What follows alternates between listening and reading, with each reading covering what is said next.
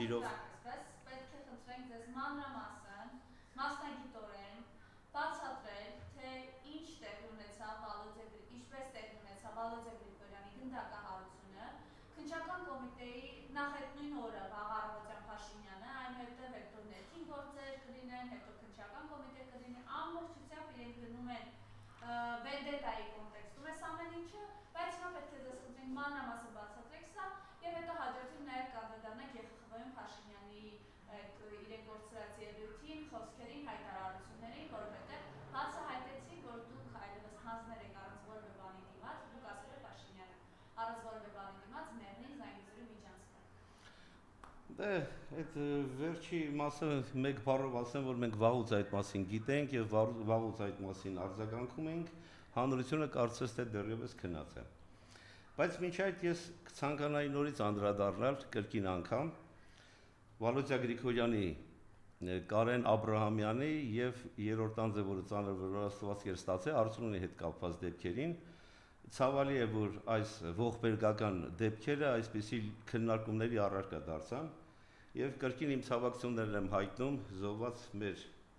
լավագույն ընկերների մահվան կապակցությամբ իմ ցավակցությունը նրանց հարազատներին։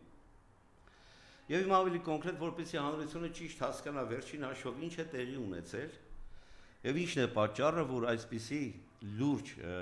ընդհարումներ կան, ընդհարումներ նկատի ունեմ տեսական դաշտում, հանրության շրջանակներում, որ այսպիսի լուրջ արձագանքներ են առաջանում։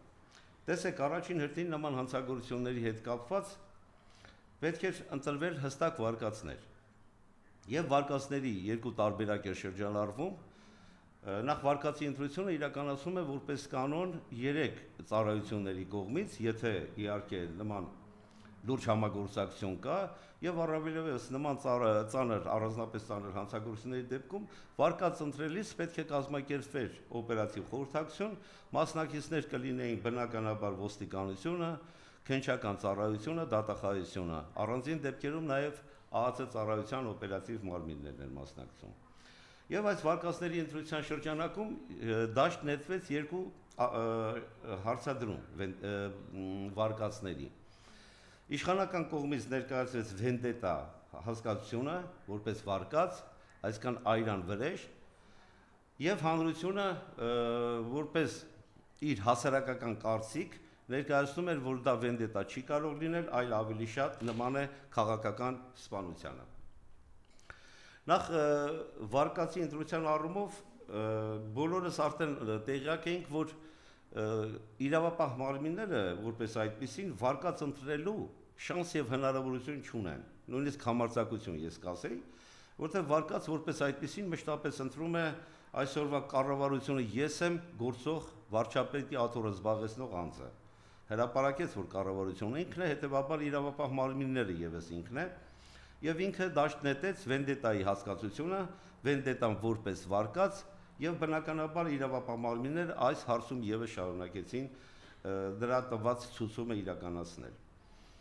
Այս առումով նաեւ նկատելի էր, որ ոստիկանապետ Արա Ղազարյանը, որ լրագրողների հետ հարցադրմանը կրկին պնդում էր վենդետա, չնայած ասում էին այլ վարկածներ են եւս առաջ քաշել, նույնը նաեւ հրապարակվեց ներքին գործերի նախարարության լրատվական ծառայությունը, առաջնահերթ պնդելով վենդետա հասկացությունը, վրեժի սկզբունքով կատարված հանցագործություն եւ կարծես թե փորձելով արդարանալ, ասում էին, թե ընտրել են նաեւ այլ վարկածներ։ Բայց մենք տեսանք, որ մինչև այսօր վենդետա հասկացությունն են պնդում եւ վենդետան են առաջ տանում որպես հանցագործության առիթ։ Բոլոր դեպքերում հանրությունը նաեւ պետք է հասկանա, որ վենդետա որպես այդպիսին այլան վրեժը շատերը կարծում են, որ դա իրականացվում է միջանձնային փոխհարաբերության պայմաններում։ Այսինքն մեկի կողմից մյուսի բարեկամին, հարազատին վնաս է պատճառվել, մահ առավելևս ծանր, որպես այդպես ծանր արարք, եւ տուժողի հարազատները փորձում են վրեժ լուծել, այլան վրեժ որպես այդպիսին։ Բայց այսօր հանրությունը պետք է հասկանա, որ վենդետա իրականացում է ոչ միայն այլան վրեժի սկզբունքով, որ տուժող կողմն է իրականացնում։ Վենդետա կարող է իրականացվել նյութական շահադիտական սկզբունքներով եւ այսօր վենդետա է իրականացում առավելապես քաղաքական երանգներ ունեցող քաղաքական նկատառումներով։ Եվ հանրության մեծ մասը ճնշող մեծամասնությունը այն կարծիքին է, որ ընտրված վարկածը ոչ թե այլան վրեժ է, այլ քաղաքական հաշվեհարդար։ Շատ դեպքերում մարդիկ նաև չեն նկատում, որ վենդետա մարդկանց մոտ կարող է առաջանալ ոչ ճիշտ վարկածի ընտրությունը հանցագործության դեպքում։ Հավատացեք, հանցագործության առավելևս նման առանձնապես ծանր հանցագործության դեպքում ոչ ճիշտ վարկածը կարող է ծնել նոր հանցագործություն։ Առավելևս, որ այդ ընտրված վարկածը, ոչ ճիշտ վարկածը, հանրայնացվում եւ հրապարակվում է։ Հիշեք փետրվարի 5-ի դեպքերը, ինչպես էին արձագանքել իշխանության ջատակովներն ու իշխանության կողմնակիցները, որ փետրվարի 5-ի դեպքերը, որ տեղի ունեցել իբրև թե Մհեր Ավդոյան, թե Ախտոյան, չեմ հիշում դրա ազգանունը, նրա տան մոտ, բայց տեղեկություններ հրապարակվեց, որ այդ կռիվը նույնիսկ նրա տան մոտ տեղի չի ունեցել։ Բայց որպեսզի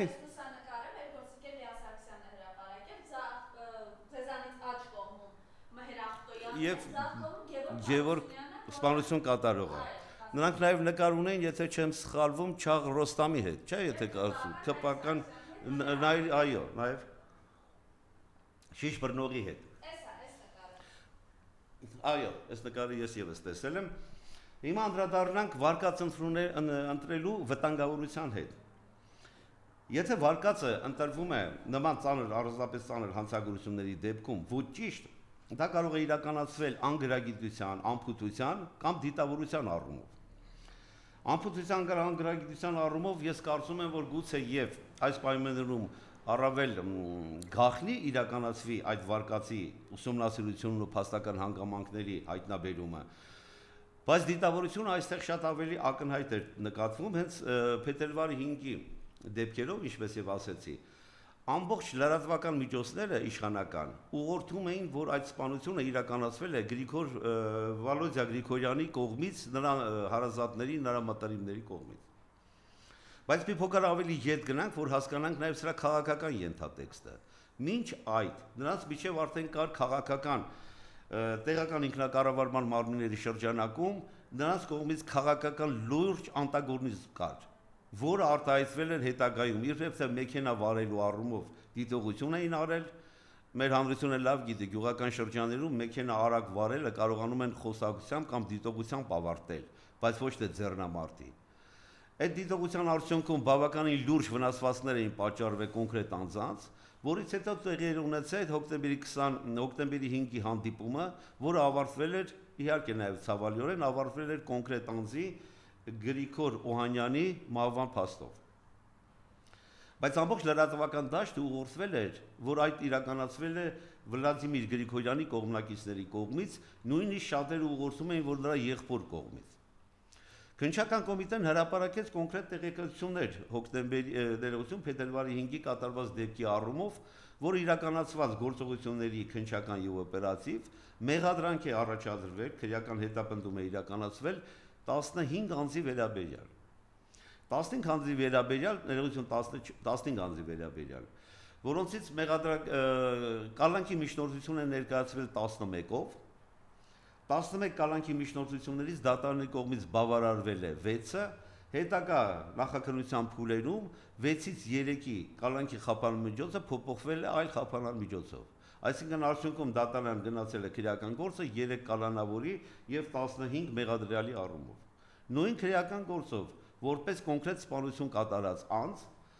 հստակ մեղադրական եզրակացությամբ ձևակերպված է, որ սպանությունը կատարվել է Արմեն Ղազարյանի կողմից, որի վերաբերյալ քրեական գործը արդեն ուղարկվել է դատարան։ Նա սկզբնականում գտնվում էր հետախուզման մեջ եւ հետո հայտնաբերվել է եւ կալանավորվել։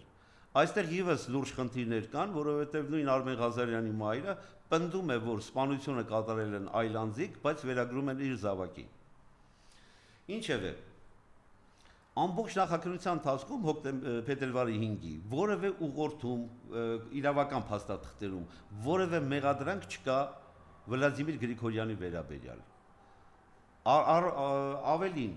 սպանության հետ կապված որևէ գործողություն չի հայտնաբերվել եւ ապացուցվել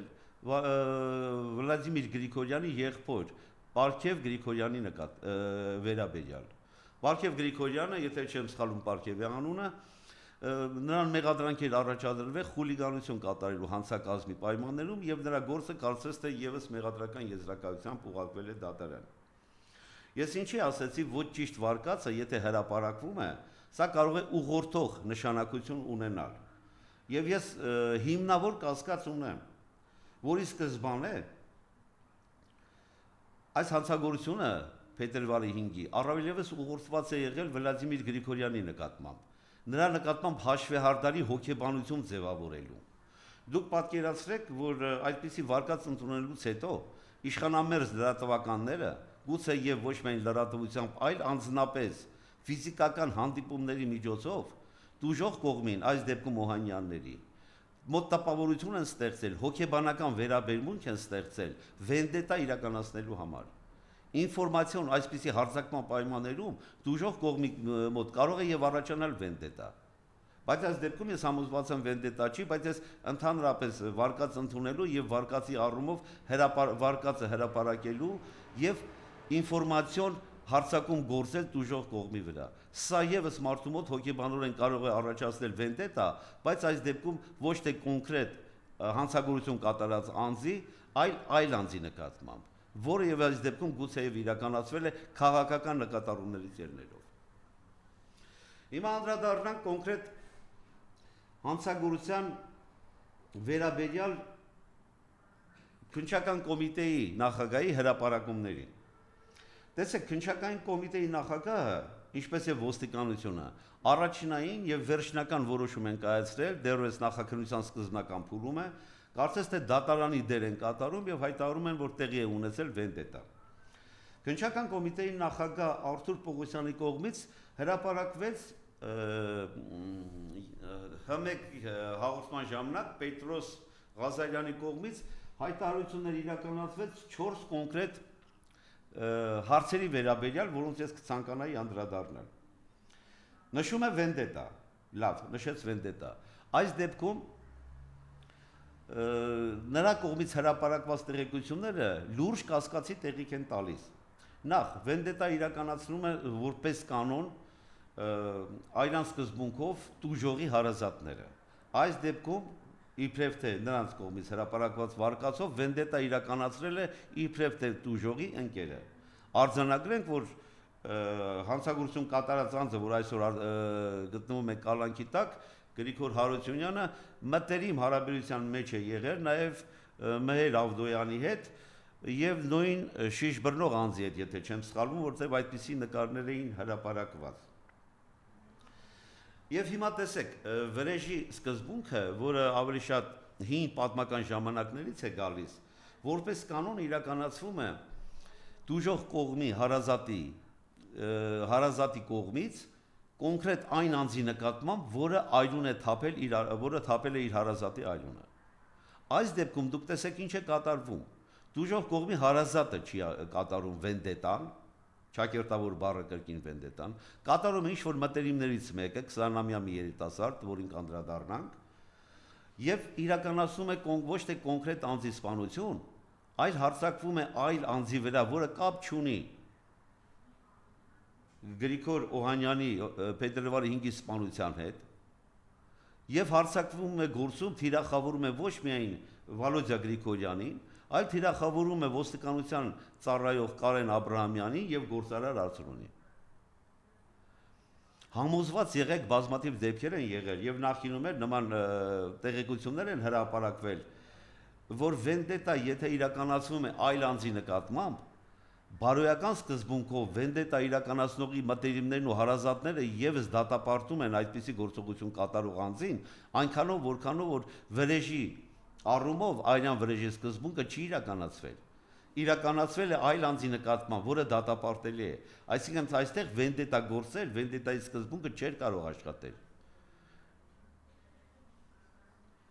Եվ հիմա հրապարակեց նաև Արթուր Պողոսյանը մի քանի տեղեկատվություն, որը եթե չասենք ծիծաղելի, այլ կարելի ասել, որ անփույթ, անտարբեր կամ չգիտեմ, չեմ ուզում ասել անգրագետ, որովհետև փորձառու աշխատակից է, կամ ստիպված պատվիրված հանձնարարություն է կատարում Հ2-ին Պետրոսի մոտ հայտարարելով հետևյալ տեղեկատվությունը։ Նախ շատ զարմանալի է, որ նախաքննության տվյալները ամբողջությամբ հրապարակում են։ Դրանք որպես կանոն գաղտնիության ռեժիմի տակ են։ Եթե լրագրողներից մեկը փորձում է հարց տալ կոնկրետ ինչ-որ հանցագործության մասին, պատճառաբանելով նախաքննության գաղտնիության սկզբունքը, որևէ տեղեկություն չեն հրապարակում։ Այս դեպքում կարծես թե նախաքննության ամբողջ փաթեթը տեղեկատվությունը դրված է հանրային դաշտում, որը եւս իր մեջ վտանգավորություն է պարունակում, որը ես կգնահատեի երկու ասպեկտով։ Մեկ դեպքով որպես անպատասխանատվություն, երկրորդ դեպքում բարոյական սկզբունքի առումով, որ չի կարելի նման մեխանիզմ փաստական հանգամանքներ հրապարակել եւ թիրախավորել այլ անձի դրանից հետո։ Քավլից չթիրախավորելու առումով եմ ես ասում։ Հիմա իրենք հրապարակում են փետրվարի 5-ի դեպքերը, որ սպանությունը կատարել է այս անձով եւ վենդետայի սկզբունքով թիրախավորում են այսօրվա ճակերտավոր սպանություն կատարած Գևորգ Հարությունյանին, փորձելով վենդետայի սկզբունք ստեղծել նաեւ Վլադիմիր Գրիգորյանի կողմնակիցներին։ Սա կարծում եմ ծայրահեղ անպատասխանատվություն է իրավապահ մարմինների կողմից, հատկապես նախաքննության մարմինների։ Եվ հիմա Արթուր Պողոսյանը հայտարարում է, որ սպանություն կատարող անձը, որի վերաբերյալ ապացույց որպես այդպեսին ընդունել են այս վիճակում դեռևս նրա խոստովանական ցուցմունքը եւ հրազենի ինքնաձիգի հայտնաբերումը, ժողովրդական բառով ասած, ավտոմատի հայտնաբերումը։ Ես չգիտեմ ձգաբանական կատարվել է թե ոչ, փամփուշտները նույնականացվել են թե ոչ։ Այդ ինքնաձիգի ավտոմատի վրա Գևորգ Հարությունյանի մատնահետքերը կան թե ոչ, թե որտեղից է ձեռք բերել, այս ամբողջ օղակները բացահայտված են թե ոչ, բայց մի բան ակնհայտ է, որ այս պահին կանոնավորված է Գևորգ Հարությունյանը որպես հանցագործություն կատարող։ Նախ հանրությանը նաև հրամցվեց կոնկրետ նկարահանումը հանցագործության պահին։ Եվ շատ վերլուծաբաններ, շատ անձիկ տեսնելով այդ նկարահանումը կոնկրետ հանցագործություն կատարողի եւ ուշադրությամբ հետևելով Գևորգ Հարությունյանին, կարծես թե տարբերություն են տեսնում հանցագործություն կատարող անձի եւ Գևորգ Հարությունյանի շարժումների, կառուցվածքի, ժեստիկուլյացիայի առումով, քայլվածքի առումով։ Սա եւս հետագայում գուցե պարզաբանման հանգամանք դառնա։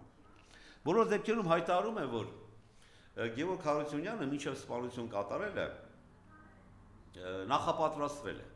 Այսինքն, պարզ ասած նախապատրաստվել, որպեսզի հասկանալ լինի, վերցրել է ավտոմատը, գնացել ինչ-որ դաշտամիջյան հատված եւ պարապել, կրակելով կոնկրետ ինչ-որ թիրախների։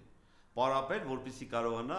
զենքը, ավտոմատը առավել հստակ, առավել ճիշտ եւ առավել նշանառու օգտագործել։ Լավ, ավելի քան 1 ամիս, գուցե 2 ամիս, որ օրեր շարունակ ոստիկանությունը, նաեւ նույն քննչական կոմիտեի նախագահը ասում էին, որ փետրվարի 5-ից հետո լուրջ օպերատիվ աշխատանքներ են կազմակերպվել եւ իրականացվել, որպեսզի կանխեն հանկարծ վենդետա չլինի։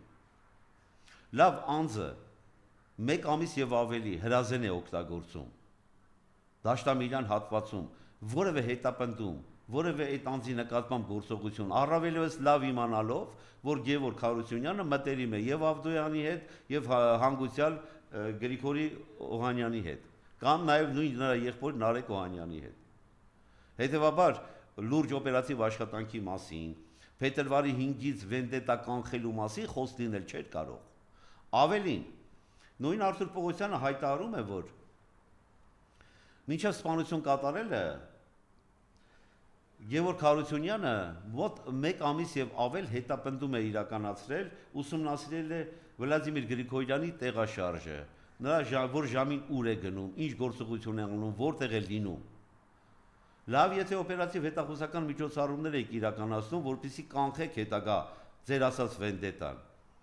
Ինչպես նա օպերատիվ հետաքրքրության առարկա սուբյեկտ չի դարել այս անձը։ Կրկնում մտերիմ լինելով եւ Նարեկ Օհանյանի հետ եւ Գրիգոր Օհանյանի հետ եւ Մհեր Ավդոյանի հետ։ Ինչպես կարող է նա օպերատիվ հետաքրքրություն չառաջացնել այս իրավիճակներում։ Ավելին, տեսեք ինչ նաեւ հրապարակեց, որը կարծում եմ, չգիտեմ, Արթուր Պողոսյանը սուտ տեղեկություն տվեց, թե գուցե նրան չեն զեկուցել։ Բոլոր դեպքերում երկուսն էլ վարկաբեկիչ եմ համարում եւ սուտ տեղեկություն հրապարակելը եւ եթե նաեւ նրան չեն զեկուցել։ նշանակում են այնքան է թույլ կազմակերպում աշխատանքը, որ նման կարևոր հանգամանք իրեն չեն զեկուցում։ Խոսքը ինչի մասին է։ Նա հայտարարում է, որ Նարեկ Օհանյանը ցուցմունք չի տվել։ Այն դեպքում, երբ Նարեկ Օհանյանի պաշտպան Վահան Հովհաննիսյանը, որին ճանաչում են բավականին փորձառու, խելամիտ եւ բավականին բարձր մակարդակի իրավաբանը, հայտարարություն տարածեց, որ Նարեկ Օհանյանը ոչ միայն ոչ թե ցուցմունք չի տվել, այլ մանրակրկիտ ցուցմունք է տվել դեպքի օրը իր հետ կապված հանգամանքների վերաբերյալ, որտեղ է գտնվել, ինչ է արել, ինչով է զբաղվել։ Հետևաբար ցուցմունք չտալ եւ ցուցմունք տալով հերքել իր մեղսակցությունը այս հանցագործությանը լուրջ եւ բավականին էական տարբերություններ են։ Ավելին, նույն փաստաբանը հայտնում է, որ այս ցուցմունքից հետո, որպեսզի ցուցմունքը կոնկրետ փաստական հանգամանքներով հերքեն կամ ապացուցեն, նույնիսկ խոզարկություն չի կատարվել Նարեկ Օհանյանի բնակարանում եւ տեսանկարման սարքավորումները չեն արգրավվել։ Արթուր Պողոսյանը հայտնում է, որ Նարեկ Օհանյանը դիտավորությամբ քայլել է այն հատվածով, որ հատվածում եղել են տեսանկարման սարքեր, որպեսզի ապահովի իր այլերուկությունը, իր ալիբին, ժողովրդի բառով ասած։ Լավ, դուք որտեղից գիտեք, որ Նարեկ Օհանյանը նման գործողություն արել է հենց իր ալիբին ապահովելու համար։ Այլ ապացույցներ ունեք դուք։ Շատ ավելի կարելի ասել միամիտ, թե ծիծաղի նաև մի ձևակերպում հնչեց Արթուր Պողոսյանի հայտարարության մեջ, որ տեսեք ինչպիսի պլանավորված իբրև թե ճակերտավոր պլանավորված գործողություն է իրականացվել Նարեկ Օհանյանի եւ սպանություն կատարող, կրկնում եմ ճակերտավոր, Գրիգոր Հարությունյանի համատեղ գործողությունները ինչպիսի սինխրոն են իրականացվել։ Նարեկ Օհանյանը մինչև սպանություն կատարելը արդեն կրակ է վառել։ Պատկերացնում եք կրակ է վառել ոչ թե սպանության պահին, այլ սպանությունից հետո, այլ կրակ է վառել սպանությունից 1 ժամ առաջ։ Կրակ է վառել, որպեսզի կարողանա սպանությունը կատարելուց հետո Գրիգոր Հարությունյանի կողմից սպանությունը տեղի ունենալուց հետո բերել դրանք, լցել այդ կրակի մեջ եւ այրել։ Եվ 1 ժամ տևած արդեն վառվող կրակի մեջ գցում են այս առարկաները եւ որոնք ամբողջությամբ չեն այրվում։ Չգիտեմ ինչ գնահատական տամ հանրություն այս գնահատականը կտա նման դիլետանտ մոտեցման առումով։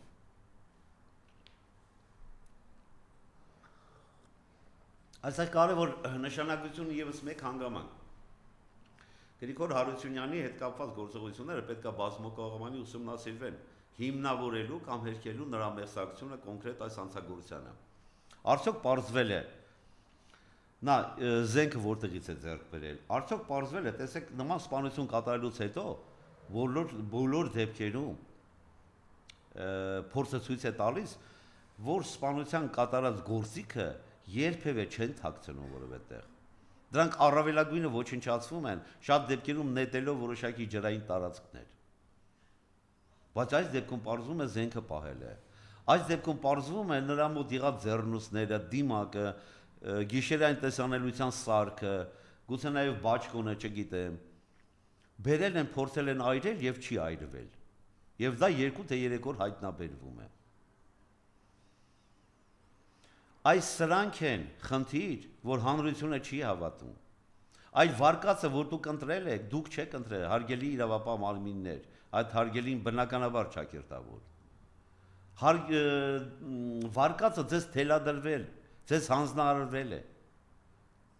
Նիկոլ Փաշինյանը հաջորդ առավոտ անմիջապես վարկած թելադրեց ձեզ, եւ այդ վարկածի ձեռքը դուք կրակն եք ընկել։ Հիշեք Նիկոլ Փաշինյանի վարկածները Սուրմալուի դեպքերով։ Մի առելի շենք է պայթել, փլուզվել։ Իբրև թե Սայլուտի հումքի այդտեղ եղել, կուտակվել եւ պայթել։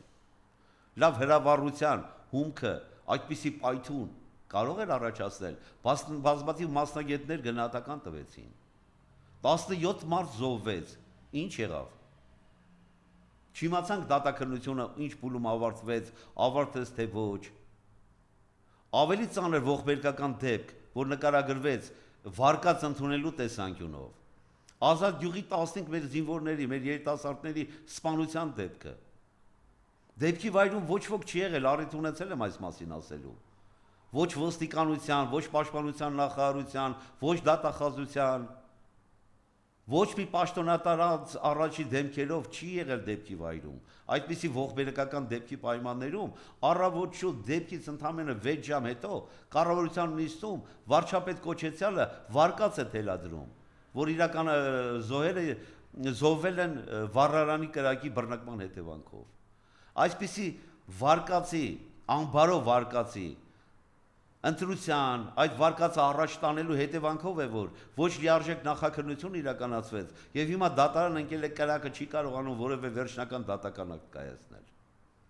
Սա է մեր ողբերգությունը, որ սրանք իրականացնում են։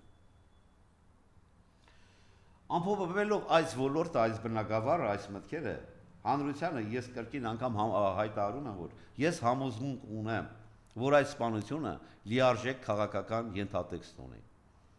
Դուք տեսեք համայնքային տարածքներում, տեղական ինքնակառավարման տարածքներում, որտեղ ընդդիմությունը հաղթում է, այնտեղ կամ բռնություն է իրականացվում, այս դեպքում սպանություն, բազմաթիվ այլ դեպքերում իրականացվում են կոնկրետ քրեական հետապնդումներ։ Հիշեք նույն Վանաձորի դեպքը, Ալավերդի, Սիսյանի, առավելևս Գյումրիում պարտվելուց հետո Վարդան Ղուկասյանը եւ նրա որդու մասին մոռացել էին տարիներ, 5 եւ ավել տարի։ Հենց Վարդան Ղուկասյանը դարավ Գյումրու քաղաքապետ, հիշեցին տղայի ինչ-որ գործողություններ, Վարդան Ղուկասյանի հետ կապված ինչ-որ հանցագործություններ։ Այս սա է ստոր վարքագիծը իրավապահ մարմինների։ Ես բազմիցս ասել եմ եւ կրկին չեմ խորշում ասել, չեմ զլանա ասել, իրավապահ մարմինների աշխատակիցներ։ Այսօր դուք, որ Նիկոլի Վոհմակի հանձնարարությունը կատարում եք, նրանք ձեզ բանավոր հանձնարարություն են տալիս, որևէ տեղ չի արձանագրվում այդ բանավոր հանձնարարությունը։ Ձեր գործողությունները ոստիկանի, քննիչի, դատախազի, դատավորի արձանագրվում են կոնկրետ որոշումներով, արձանագրություններով, մեղադրանք առաջադրելու որոշումներով, մեղադրական եզրակացություններով, դատական ակտերով։ Դրանք պատմություն են դառնալու եւ մնայուն են լինելու։ Հավատացեք, դրանք չեն մոռացվել ոչ ոքի կողմից։ Հիմա Միքայել Աջապանյանի հետ կապված դեպքը ով կարող է մոռանալ։ Հասկանալի էր ինչ հրատապությամբ նիստեր իրականացրեցին։ Ես այս եթերից ասել էի, մինչև պատժի չափ դատախազի կողմից պահանջել է։ Ասել էի, որ դատախազը պահանջելու է 2.5 տարի ազատազրկում, որը եւ տեղի ունեցավ։ Համոզված եմ դատարանը 3 ամիս ինչ-որ կալանք կրել է, դա հանելու է, գուցե եւ 2 տարի ազատազրկում կամ մի փոքր պակաս ազատազրկում տա։ Եվ ազատազրկում տալու են։ Ես այս անբարոյականությունը մասնակցում են իրավապահ մարմինների բոլոր օղակները։ Սա է խնդիրը։ Հավատացեք, սա չի մոռացվելու ոչ ոքի կողմից։ Սրանք արձանագրվում եւ մնում են։ Նիկոլ Փաշինյանը ԵԽԽ-ի բարձր ամբիոնից հայտարարում է, որ մեզ մոտ դեմոկրատիայի բաստիոն է, եւ տեսեք կանանց ինչպիսի իրավունքներ ենք տալիս, որպեսզի կանայք ինքնադրսևորվեն, եւ այսօր աշխատում են նախարարներ, գլխավոր դատախազ, ներքին գործերի նախարար։ Առանց կանանց չեմ սիրում անդրադառնալ, բայց ոնց չանդրադառնաց գլխավոր դատախազ այդ աղջնակին, որ ազգային ժողովի ամբիոնից հրապարակում է Բագրատ Սրբազանի հետ կապված ինչ-որ եթերային տեղեկատվություն մոնտաժված։ Եվ հիմա փաստաբանների հրապարակելուց հետո չի փորձում նույնիսկ ներողություն խնդրել։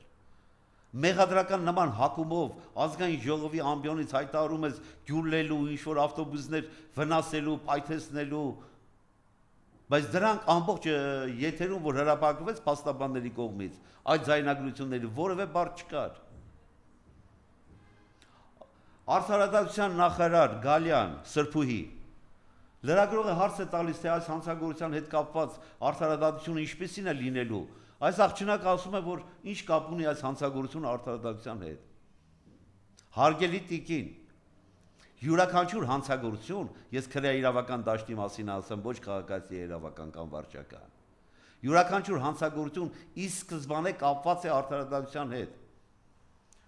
Ոստիկանի կոնկրետ գործողությունը, Օպեր Լիազորի,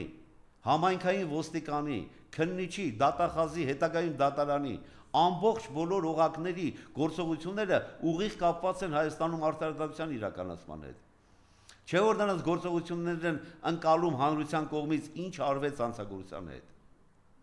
Այսօր տեղի են ունենում հանցագործություններ, որոնք մարդիկ չեն ուզում հայտնել ոստիկանություն կամ քննչական մարմին։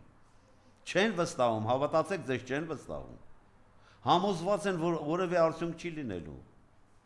Իսկ եթե ԿՊԱ-ական մեկի մազը ծռվի,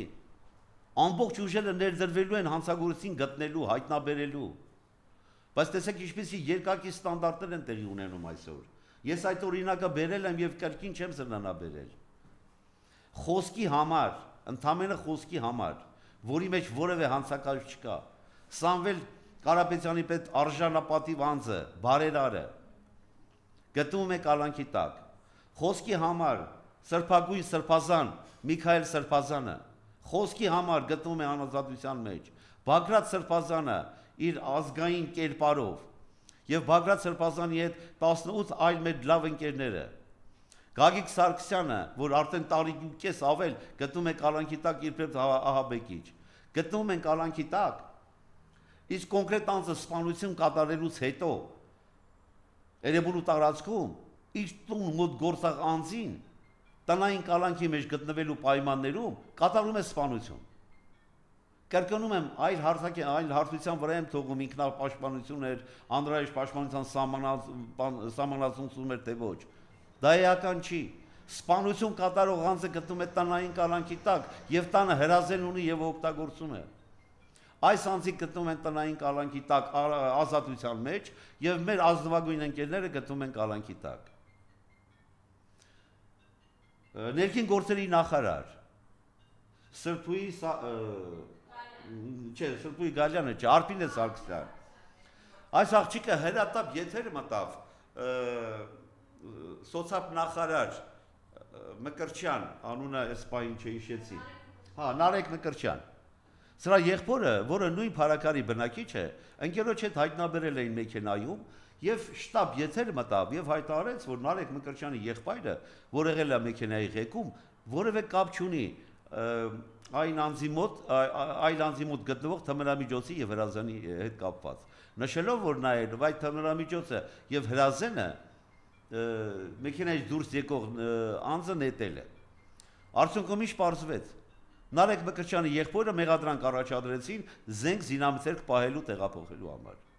Լավ ինչի եք շտապում։ Կամ մյուս կանանց մասին։ Առողջապահության նախարար։ Ինչ է կատարվում այսօր առողջապահության համակարգում։ Մարդ վախենում է, քաղաքացիները վախենում են բժշկի գնալ։ 10 տեսակ ստուգումներ են նշանակում, որոնք ամեն մեկ աստղաբաշխական թվեր են։ Իրար ներողություն այս բառը օգտագործելով, իրար պաս են տալիս։ Նույնիսկ ուղղորդում են, թե որ դեղատնից գնալ դեղ առնել։ Կամ կրթության նախարար, որ հիմա եթեր է մտնում։ Գիտեք, ամեն մեկի մասին շատ կարելի է խոսել։ Մաշտոցի նկարը հանում են, ասում են կարելի է ինտերնետով գտնել Մաշտոցին եւ տենալ։ Երեխաները պետք է հեռախոս ունենան, ինտերնետով Մաշտոցի նկարը փնտրեն։ Այն դեպքում եւ քաղաքապետարանը արգելել է մինչեւ 6-րդ դասանին հեռախոս ունենալ։ Ես կողմ եմ հեռախոս չունենալու։ Եվ սա է ձեր մոտեցումը։ Դպրոցների դասագրքերի մասին էլ չենք խոսում, պատմության աղավաղման մասին, գրականության աղավաղման մասին էլ չենք կարողանում խոսել։ Կազմաքանդում են ամբողջ ազգային արժանապատվությունը, արժե համակարգը, պետական կառավարման համակարգը դիտավորությամբ անգրագետների ձեռքը մղելով կառավարման համակարգն են կազմաքանդել։ Այդպիսի նախադեպ եղել է Եվրոպայի երկրներից մեկում։ Ասել էին ինչ կարելի անել երկիրը քանդելու համար, որը եղել էր Բրիտանիայի թե Միացյալ Նահանգների գործակալ։ Երկրի փոխնախագահային հանձնարարել էին բարձր պաշտոններում նշանակել ապիկար եւ անգրագետ մարդկանց, որը կտանի երկրի կազմաքանդմանը։ Ահա եւ այսօր Հայաստանը կազմաքանդվում է նաեւ ներսից։ Եվ սա է պատճառը, որ արդեն մենք երկիր ենք կորցնում։ Արցախը կորցնելուց հետո ձայն չանեցին, ցեղասպանություն իրականացվեց Արցախում, Ամերիկայում, Եվրոպայում, Շանհայում գտնվելով այս անձը մեկ բառ ասեց ցեղասպանության մասին։ Մեկ բառ ասեց, մենք մոռանում ենք արդեն մեր արցախյան ռազմաքաղաքական գերիների մասին։ Ստորաբար ձևակերպում է տալիս Բաքվում անազատության մեջ գտնվող անձիկ։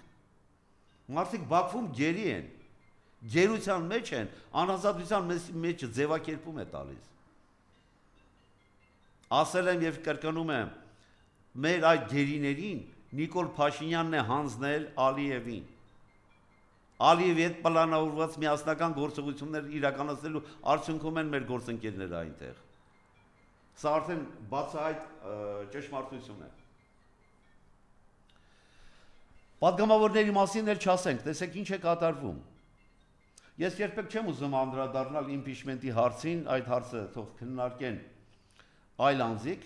բայց մի բան ակնհայտ է, որ իմպիչմենտի հետ կապված ԿՊԱ-ական այս ուսապարկերը ամբողջությամբ գտնվում են Նիկոլ Փաշինյանի բռնցքի եւ ոտքի տակ։ Նրանք յուրաքանչյուրը լիզում են Նիկոլ Փաշինյանի ոտքերը եւ սպասում են նրա բոլոր հրահանգներին։ Հետևաբար նրանց կողմից որևէ գործողություն դեպի ընդդեմ Նիկոլ Փաշինյանի չի կարող իրականացվել։ Չգիտեմ ինչ հույսեր ունեն մեր ընդդիմադիր գործընկերները ամենայն հարգանքով, բայց ես այդ անձանց հետ կապված, ԿՊԱ-կանների հետ կապված երբեք հույս չեմ տածել, որովհետև յուրաքանչյուրը ըստ էության ապրում է Նիկոլի խոսքով, Նիկոլի քայլով։ Ներողություն նաև մեկ հարցեր եւս, իմ աչքին ընկավ մի հետաքրքիր դրվագ, ես կուզեի մեր հանրությունը, հատկապես լրագրողները ուսումնասիրեին։ Նախ մեր ազգային ժողովում կա մեկը, որը վերջի դեպքերով,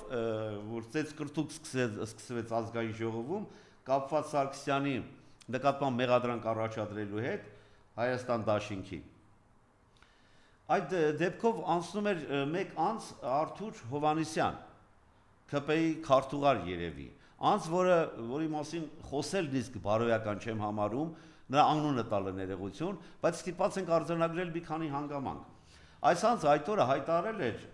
ազգային ժողովի Հայաստան դաշինքի պատգամավորներից մեկին, ասել էր, որ գլուխդ պոկելու է, բառացի նման մոտեցում կար։ Այս անձը կարծես թե մեր Կամեծի տղաները լավ նկարագրեցին, հակում ունի ինչ-որ անձանց, ինչ-որ մարմնի մասեր պոկելու։ Սա իրոք մանյակային հատկանիշ ունի, որոշել էր Էդգար Ղազարյանի լեզուն ականջները պոկել, հիմա ազգային ժողովի պատգամավորի գլուխն է պոկում։ Եվ այս անձի վերաբերյալ այդ դրվագով դատախազությունը որոշում է կայացրել, որ սրա հրապարակային գործողություններում այն դեպքում, երբ նա ոչ միայն հայտարարում է գլուխդ կպոկեմ, այլ կոնկրետ գործողությունների դիմելու քայլեր է անում։ Հետևաբար իրատեսական է բռնություն կիրառելու սրա քայլերը, եւ դատախազությունը նման անօրինական որոշում չպետք է կայացներ։ Եվ հիմա մի դրվագ ամսի 30-ի TV5 եթերով Հայլուրի 18:30-ի հաղորդման ժամանակ ես նկատեցի մի դրվագ ազգային ժողովի նկարահանումից այդ հաղորդման 12-րդ րոպեին նկատեցի Արթուր Հովհաննիսյանի կողմից ինչ-որ գործողություններ այն առումով, որ ինչ-որ բան տարավ դեպի իր բերանը, փչեց թե քաշեց չեմ կարողանում նկատել, որից հետո ձեռքով շարժումներ արեց դեպի շուրթերն ու ատամները։ Սա իմ մոտ տպավորություն թողեց, գուցե սխալվում եմ, որ գուցե այդ պահին եւս թմրամիջոց է օգտագործել, կարող է սխալվում եմ, թող եթերով նայեն եւ ուսումնասիրեն դա, որտեղ նա նախկինում նման դեպքով անցած սուբյեկտ է, գուցե նրա մոտ արդեն այդ սովորությունը կա եւ գուցե նման ազդեցության պայմաններում է հարձակում գործում պատգամավորների կամ առանձին քաղաքական գործիչների նկատմամբ։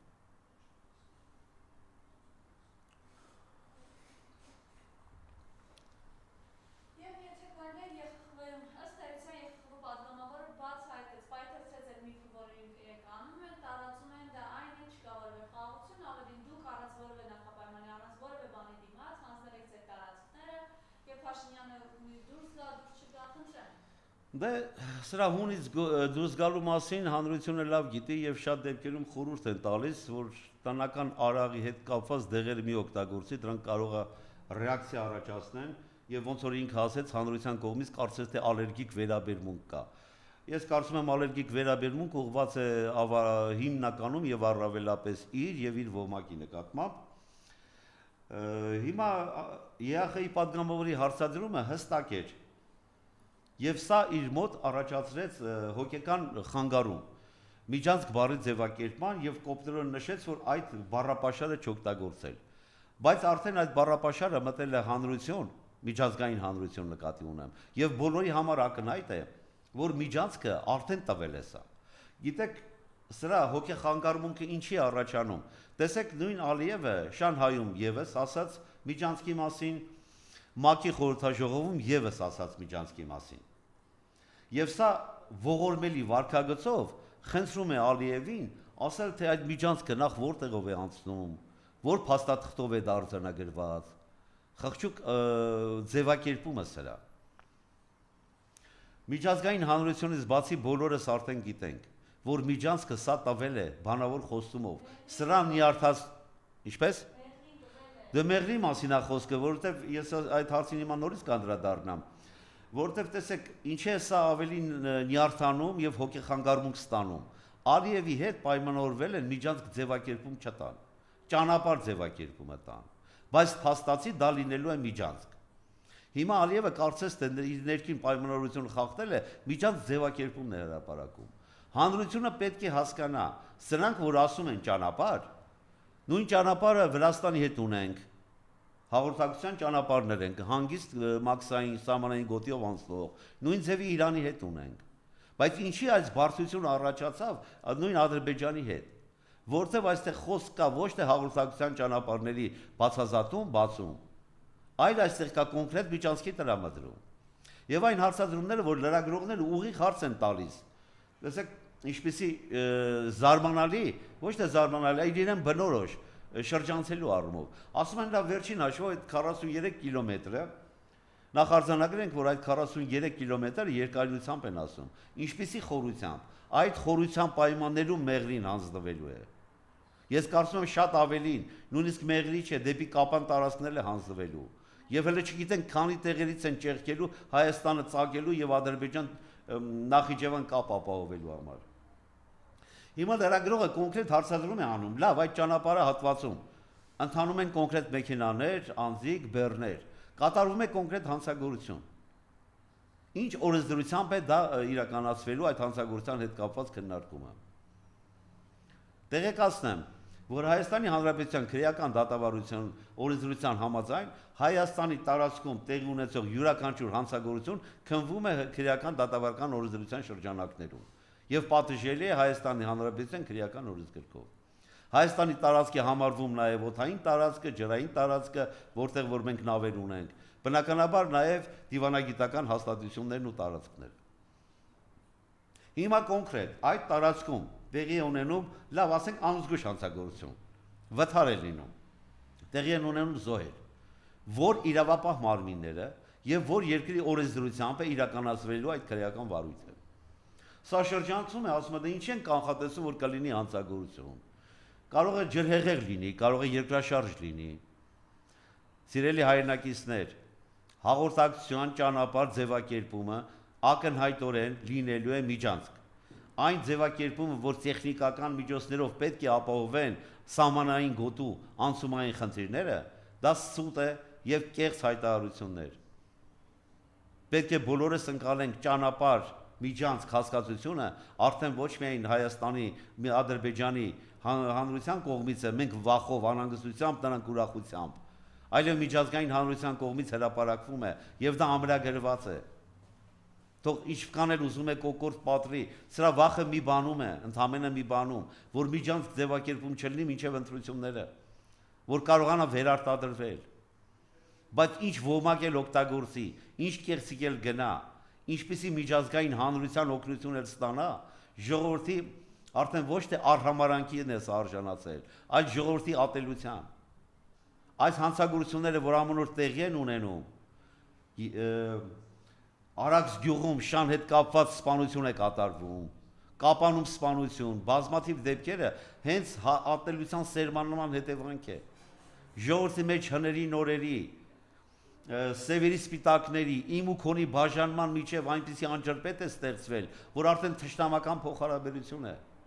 Այնպիսի ատելություն է ստեղծել, որ ընտանիքներում եւս փոխադարձ ատելություն կա, նիկոլական եւ ոչ նիկոլական ձևակերպմամբ։ Բավ է պետք է Նիկոլին դնել են կողմ, համարենք ինքը չկա։ Չի կարելի տուրք տալ այս տահակների ատելության այս գաղշ մթնոլորտին։ Սրանք լավ չեն հասկանում, որ ատելությունը բումերանգի հատկանիշ ունի։ Եվ այդ ատելությունը շրջվելու է իրենց վրա։ Եվ ժողովրդական հեղեղը, որ արդեն քշի տանի ամեն ինչ, մենք չենք կարողանալու ժողովրդական հեղեղի դեմն առնել։ Գոնե ձեզ փրկել, որպեսզի դուք քրեական պատասխանատվության ենթարկվեք, դատվեք։ Հասկացեք, այսքան խոր ատելություն մտցնելով, ատելությունը անդրադառնալու է ձեզ բոլորին։